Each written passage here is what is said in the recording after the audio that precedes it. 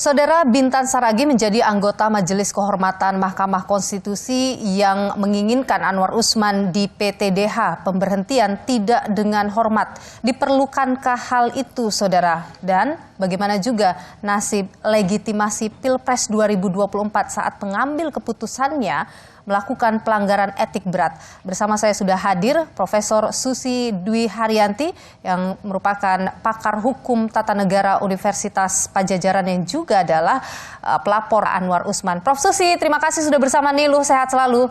Terima kasih Mbak Niluh, apa kabar?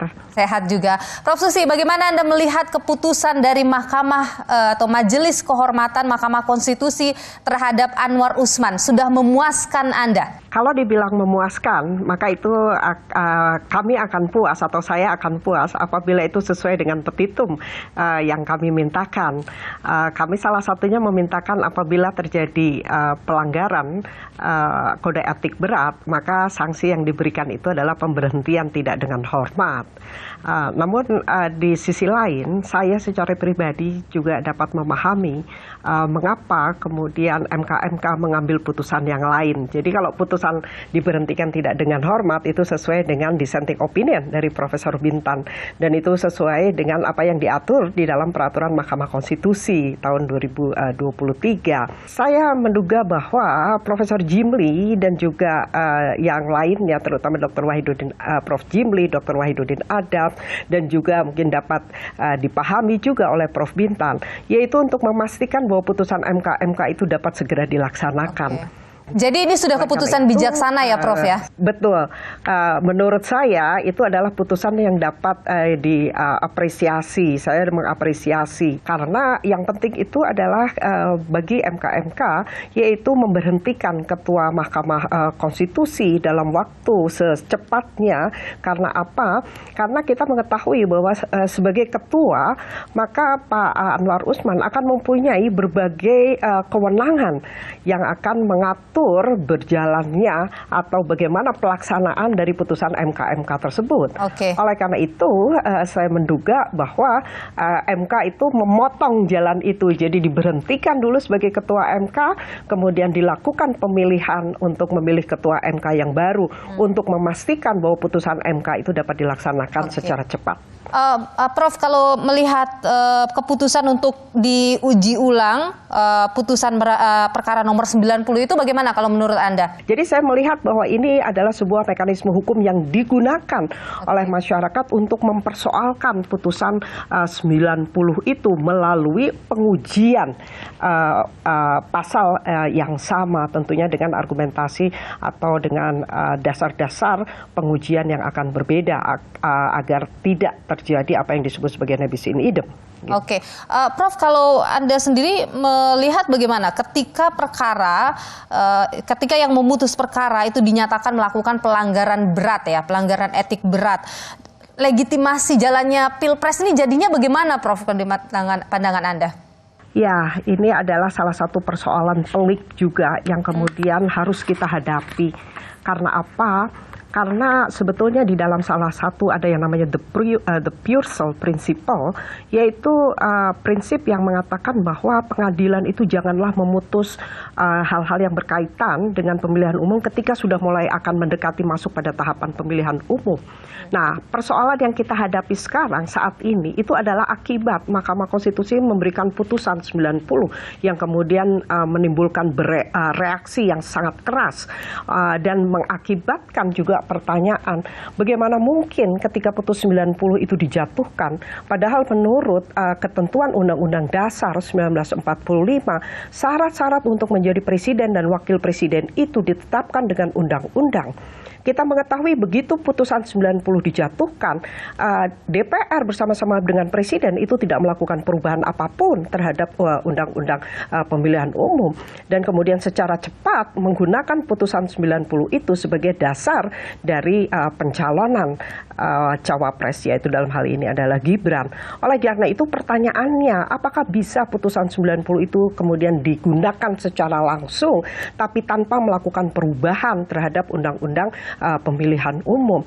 Nah, akibatnya karena begitu banyak pertanyaan terhadap putusan 90 ini, maka rentetannya adalah apakah putusan ini bisa menjadi dasar hukum yang kuat yang akan memberikan legitimasi yang kuat terhadap pencalonan dari cawapres Gibran. Oke, jadi boleh dikatakan pencawapresan Gibran ini cacat secara moral begitu, Prof? Ya, kalau kita melihat apa yang disebut sebagai legitimasi, itu ya, kita kan mengetahui ada beberapa dasar legitimasi. Jadi misalkan legitimasi etis itu, apakah dia akan memperlihatkan pembenaran atau keabsahan gitu dari wewenang negara berdasarkan pada prinsip-prinsip moral. Oleh karena itu kita bisa persoalkan. Jadi kalau misalkan putusan Mahkamah Konstitusi itu disebut sebagai hukum, kemudian dia diklaim dia memiliki legitimasi hukum, tetapi belum tentu dia memiliki legitimasi moral, dia belum tentu dia memiliki legitimasi etik, karena kita mengetahui bagaimana proses pencapresan itu terjadi, proses pencalonan sebagai cawapres itu terjadi, karena banyak sekali di belakangnya itu adalah persoalan-persoalan bukan hanya persoalan hukum, tetapi juga persoalan etik. Oke, Prof, begini, ketika misalnya nih perkara nomor 90 itu di sidang ulang, kemudian ini kan ada statement yang muncul dari Prof Jimli yang mengatakan bahwa kalaupun itu di sidang ulang, toh tidak bisa dilakukan atau digunakan di 2024, itu akan digunakan nanti pada 2029. Bisa aja dikabulkan karena dia ada hak ingkar, dia minta supaya hakimnya cuma 8. Maka komposisi pengambilan keputusan bisa berubah. Tapi ya kan, aturan main mengenai pemilu ini, pemilunya sudah jalan sekarang ini. Pilpresnya sudah berlangsung. Makanya putusan aturan main itu ya kalau prosesnya sudah jalan, pertandingan sudah dimulai, ya harus diberlakukan untuk pertandingan berikutnya. Jadi kalau nanti ada perubahan lagi undang-undang sebagaimana diajukan oleh mahasiswa itu berlakunya nanti 2029. Bagaimana Anda melihat apa yang disampaikan oleh Prof Jimli ini? Itu adalah sebuah pendapat yang wajar saja karena beliau mempunyai pendekatan atau beliau menggunakan aspek lain, yaitu agar masalah ini segera selesai. Tetapi ada juga yang kemudian tetap mempersoalkan sepanjang waktu untuk melakukan penggantian cawapres ataupun capres itu masih dimungkinkan, maka selama itu pula masyarakat itu berhak untuk melakukan pengujian-pengujian dan kemudian berharap bahwa putusannya itu berlaku untuk 2024. Jadi ini karena ada perbedaan perspektif. Tapi Anda tidak sependapat dengan itu? Bagi saya, karena ini berkaitan dengan kualitas sebuah pemilihan umum, kita menginginkan bahwa pemilihan umum itu dilakukan secara adil, kemudian secara bebas, free and fair election, maka seharusnya kemungkinan untuk melakukan penggantian itu tetap dimungkinkan. Prof, Anwar Usman ini kan melawan ya dalam perkara putusan MK, bahkan membicarakan soal jurisprudensi, soal benturan kepentingan. Nah, bagaimana Anda memandang itu? Pak Anwar Usman mengambil atau mengutip beberapa putusan Mahkamah Konstitusi. Namun kita harus melihat dalam konteks yang berbeda. Misalkan Mahkamah Konstitusi di dalam salah satu putusannya mengatakan bahwa Mahkamah Konstitusi itu berwenang mengadili atau menguji undang-undang sebelum Mahkamah Konstitusi didirikan. Kan Mahkamah Konstitusi didirikan tahun 2003. Di dalam Undang-Undang MK dikatakan bahwa MK itu dapat menguji undang-undang itu setelah MK didirikan. Nah, kemudian muncul itu ada permohonan untuk melakukan pengujian terhadap pasal itu. Nah, kemudian ketika dipertanyakan, kan pasal itu menguji kewenangan MK sendiri. Nah, pertanyaannya adalah apakah ada konflik kepentingan dalam konteks ini? Menurut saya tidak ada. Karena apa? Karena masyarakat itu meminta kepada Mahkamah Konstitusi untuk memeriksa, untuk menilai apakah pasal itu dapat digunakan. Karena apa? Karena kita mengetahui bahwa banyak undang-undang yang dibuat sebelum Mahkamah Konstitusi didirikan itu adalah undang-undang yang bermasalah. Artinya apa? Yaitu ada dugaan dia bertentangan dengan undang-undang dasar, baik bertentangan secara norma maupun bertentangan secara asas maupun prinsip. Nah, kalau Mahkamah Konstitusi kemudian menjatuhkan putusan bahwa dia tidak terikat dengan pasal itu, artinya dia bisa menguji undang-undang setelah Mahkamah Konstitusi didirikan, apakah itu dikatakan sebagai konflik of interest? Menurut saya tidak, karena dalam hal ini Mahkamah Konstitusi menjalankan salah satu fungsinya, yaitu fungsi apa? The guardian of the Constitution. Jadi kita bisa benarkan itu. Oleh karena itu saya sampaikan gitu ya bahwa Pak Anwar Usman seems a cherry picking ketika menggunakan putusan-putusan MK khususnya untuk mendukung argumentasi beliau bahwa MK itu juga melakukan konflik kepentingan ketika menguji beberapa undang-undang. Oke, Prof. Jadi kalau misalnya ternyata perkara 141 tidak disidangkan sekarang ataupun ketika disidangkan dan itu hanya diberlakukan untuk 2029, apakah Anda masih akan mempertanyakan legitimasi Pilpres 2024? Saya pribadi, saya masih mempertanyakan. Karena apa? Meskipun ada tujuan, ya pasti ada tujuan mengapa diberlakukan 2029. Tetapi saya berangkat bahwa pemilihan umum itu adalah sarana rakyat.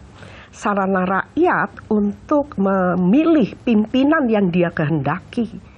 Dan pemilihan umum yang diinginkan oleh rakyat itu adalah pemilihan umum yang adil dan pemilihan umum yang bebas, jujur, rahasia. Jadi ada prinsip-prinsip dan kami menginginkan pemilihan umum yang berkualitas, bukan hanya sekedar diselenggarakan.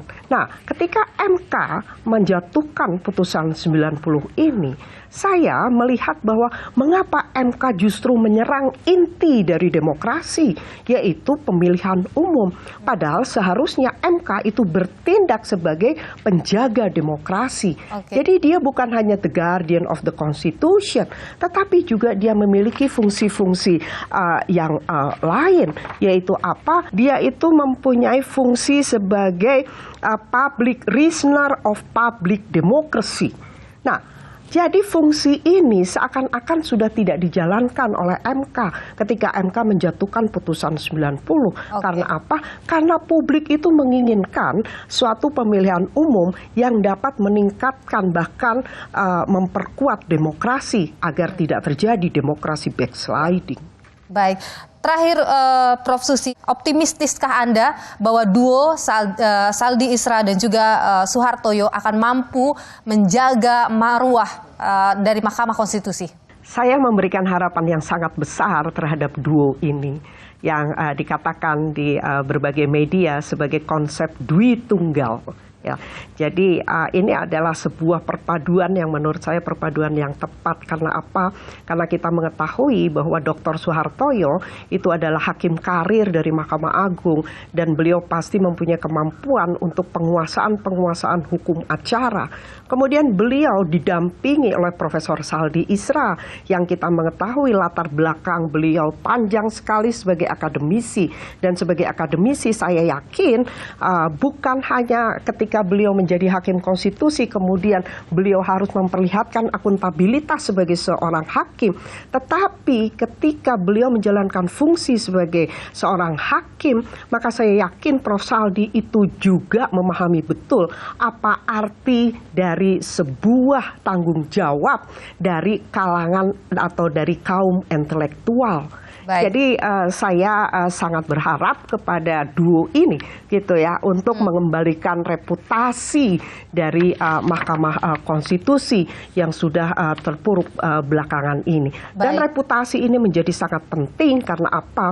Karena reputasi ini berkaitan dengan performance dari pengadilan dan performance dari pengadilan itu akan menunjukkan sampai sejauh mana sistem hukum itu berjalan dengan baik di negara kita. Baik, Profesor Susi Dwi Haryanti, pakar hukum tata negara Universitas Padjadjaran. Terima kasih atas pandangan Anda di Nilu, Prof. Sehat selalu, Prof.